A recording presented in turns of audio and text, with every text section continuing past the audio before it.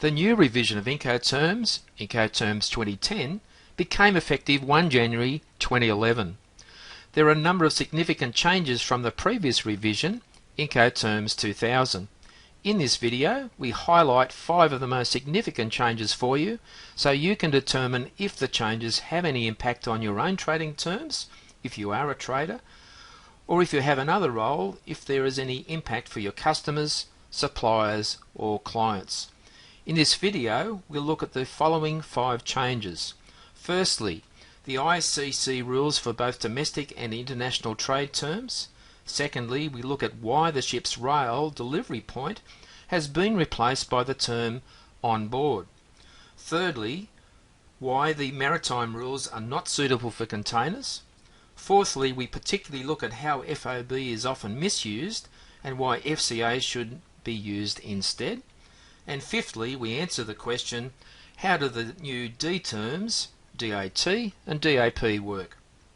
Hi-ho and welcome. I'm Lance Schooler, the Savvy Navigator of Key Directions, and with my colleague Corrine Campbell of XDoc, we've extensively researched the changes in the current Incoterms 2010 and the impact those changes may have to traders in various situations. That research we conducted has resulted in our publication, the Made Easy e-guide to Incoterms 2010 rules. So let's look at the main changes. Firstly, Incoterms 2010 can now be referred to in domestic transactions as well as what has traditionally been exclusively for international transactions. Consequently, the terms can be referred to within a country. For example, the United States of America. In fact, this change came about because of submissions to the International Chamber of Commerce, the ICC, from ICC America to replace US legislation that had been repealed domestically back in 2004. Domestic trade also covers transactions within a trading community or trading bloc, such as the European Union, the EU, where customs borders between member countries do not exist. Ex-works, EXW, under Incoterms 2010 is deemed to be more appropriate for domestic trade, while FCA, free carrier, is suggested to be used for international trade. The ship's rail terminology has been replaced by on board. In previous revisions of Incoterms, 3 of the maritime rules had in their wording the concept of delivery occurring when the goods had passed over the ship's rail on the carrying vessel. Those terms are free on board, cost and freight, cost, insurance and freight. Thus the rather dated image of the cargo wrist swinging to and fro across an imaginary perpendicular line above the ship's rail has now been replaced by the requirement of the seller to deliver the goods on board the vessel. This more closely reflects modern commercial reality. The maritime terms are more suited to bulk or break bulk shipments, for instance wheat, iron ore, coal or petroleum. To summarise, in 3 of the 4 maritime rules, free on board, cost and freight, cost, insurance and freight, the goods are required to be delivered on board the vessel. While we are discussing the maritime terms, this is a good point to highlight the fact that the 4 maritime terms may not be appropriate for containers. I'm quoting here from the words of the actual Incoterms 2010 rules. So what is the reason that traders should not use the maritime terms for containers? It is because of the defined place of delivery by the seller. With FOB, cost and freight, cost, insurance and freight, the seller is responsible for delivering the goods on board the vessel. With containers, however, the seller is normally delivering the goods either to a packing depot when the goods are LCL, less than a container load, or a consolidation or groupage shipment, or to a container yard or terminal when the consignment is a full container load, an FCL shipment. At the container packing depot, the LCL cargo, the carrier on behalf of the buyer takes delivery of the cargo, packs the container, transports that container to the ship site and loads the container on board the vessel. For the full container load consignment, the seller delivers the container to the container yard or terminal, and the carrier, on behalf of the buyer, takes delivery of the full container and loads the container on board the vessel. In both cases, the seller has no control over that part of the process that the carrier performs on behalf of the buyer, even though, with the maritime terms, the seller bears the risks until the goods are placed on board the vessel. So Incoterms 2010 recommends the following substitution for the terms that are maritime terms when containers are concerned. Free carrier instead of free alongside ship. Free carrier instead of free on board. Carriage paid to instead of cost and freight, and carriage insurance paid instead of cost, insurance and freight. We've covered the notion that for containers, FOB should not be used, as more appropriate to use FCA. It is worth highlighting that there is still the incorrect usage of FOB for air cargo. This is definitely incorrect, and the FCA airport or FCA air cargo terminal should be used instead. FCA, as we discussed earlier, can be used for any mode of transport, including sea freight. So that brings us to the fifth point of our video, the D terms. How do the new D terms DAT and DAP work? In Incoterms 2010, the following terms have been deleted: delivered at frontier, delivered ex ship, delivered ex key, delivered duty unpaid. All these terms, with the exception of delivered duty unpaid, were infrequently used by the trading community. Two new terms have been added to the list: delivered at place, DAP, and DAT, delivered at terminal. Let's see what replaces what and how they work.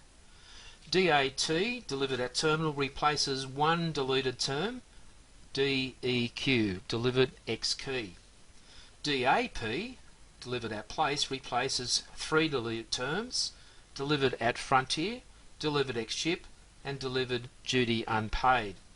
Now, as I mentioned, DDU, delivered duty unpaid, was a term used by many sellers in their negotiated contracts where they, the seller, took responsibility for the delivery of the goods, generally to the buyer's premises. To help us understand the new terms and their functions, we'll look at them individually and then compare the two.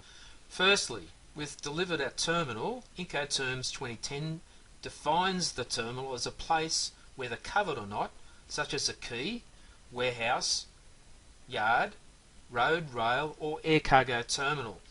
The seller is required not only to deliver the goods to the agreed terminal, but also to unload the goods from the arriving means of transport and place the goods at the disposal of the buyer at that terminal. When considering this definition, the term could even be the buyer's premises. Next is DAP, delivered at place.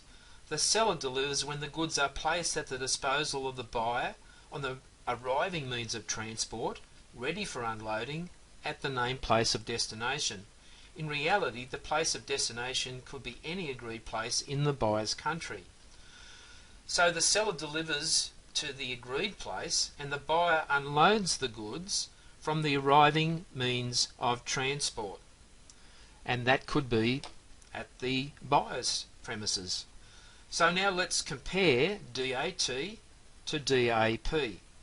The delivery point could actually, for both, be any place agreed to by both parties within the buyer's country. The main significant difference is that with DAT, the seller is required to unload the cargo at the agreed place, and with DAP, it is the buyer that is required to unload the goods there. The other D term is DDP, delivered duty paid.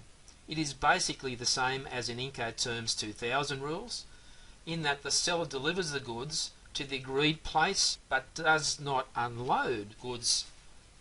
Importantly, the seller also is required to pay all duties and taxes applicable in the buyer's country. So that covers the 5 major changes with Incoterms 2010. If you found this video helpful, great. We have some more help for you. Our e-guide is now available.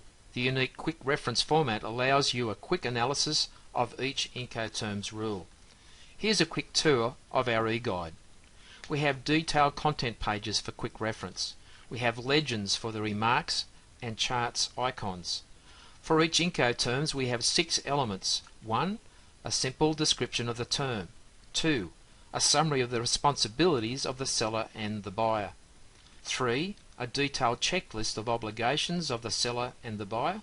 4. Our remarks on what both parties need to consider with the particular term. 5. Detailed case studies and practical scenarios are set out in a standard format so that you can compare and contrast different scenarios and find one that best represents your situation. 6. Finally, the charts with each scenario provide a visual representation of the key elements of that rule. Our e-guide simplifies the process of selecting the most appropriate term for your situation. We recommend the 6-step process of determining the correct Incoterms rule. Consult, confirm, contract. 1. Consult. Consult the e-guide and work through the guide utilising the 6 elements of the quick reference format. 2. Confirm. Once a rule has been chosen that relates to your specific situation, consult that section of the official Incoterms publication to verify the applicability and make sure that all aspects of the rule are understood. You could also consult your legal advisor. 3. Contract. Discuss the rule with your trading partner, seller or buyer, and make sure that all elements and implications are completely understood by both parties. Once agreement has been reached to use that particular term, the Incoterms rule, then the contract can be finalised. This is where you can buy our guide and have immediate access. You may want to pause this video to note the details. Thanks for joining me on the video and all the best with your Incoterms 2010. This is Lance Schooler, the Savvy Navigator, signing off. Bye for now.